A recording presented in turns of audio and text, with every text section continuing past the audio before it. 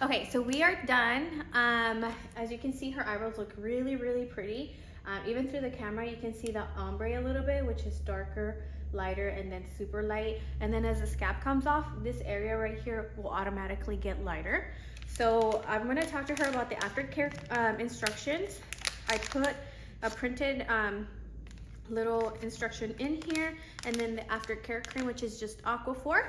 So what you're gonna do is tonight with a clean Q-tip, you're gonna grab a little bit of the aftercare cream and then just dab it onto your eyebrow like this. Don't rub it, just dab it in a really, really thin amount. We don't wanna put a lot. And then starting tomorrow, same thing, you put it on in the morning and at night. Always use a clean Q-tip, never double dip. So like if you grab some and then you put it on and you're like, oh, I need more, don't use that same side, flip it over and use the other side, because we don't want to introduce any bacteria into the container, because once you close that lid, it gets dark in there, and then if there's bacteria in there, it'll grow and you could probably get an infection. So always use a clean Q-tip. You're gonna put that on for like 7 to 10 days until the scab completely comes off.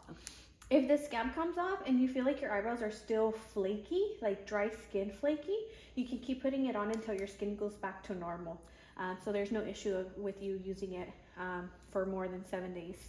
Another thing, in the next 3 days, they will get super dark.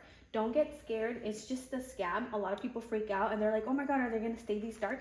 No. It's just the scab, and then when the scab starts to flake off, they're gonna get lighter and lighter. So don't worry about it. It's just part of the healing process. They're probably gonna get itchy, so don't scratch them. Okay. If they're super itchy, that means that they're dry and they need more moisturizer, so put a little bit more. Don't get them wet for like the next 3 to 4 days. Don't sleep on your face, because you'll probably get the scab off in the pillow. So try not to sleep on your face. And then that's pretty much it. Don't touch them with your dirty hands. If it's really windy outside in the next couple of days, try not to be out there, because we don't want to get dirt on your eyebrows and get an infection. Okay. But other than that, you're set.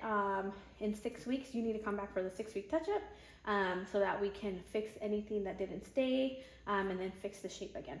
Okay, so the client has left, and now we have to take down the tray. And I wrote on here the name of the pigment and the needle that I used. So it was a single RL, the lot and the expiration, and you can find that information on the package where the needle came in. So now that I documented this, I'll keep this until she comes back for her 6-week touch-up, because then I can look on here and see what color I used, what needle I used, and over here I would write any notes if I ran into like any complications, more like if I had to switch colors because this color wasn't showing on her skin, or if I had to switch needles because the single needle was like damaging her skin and stuff like that, or if she was a bleeder, like I would write on here, oh, she was a bleeder, or if she got super red and irritated, like I would just write down those little things, because it can make a difference when she comes back in 6 weeks.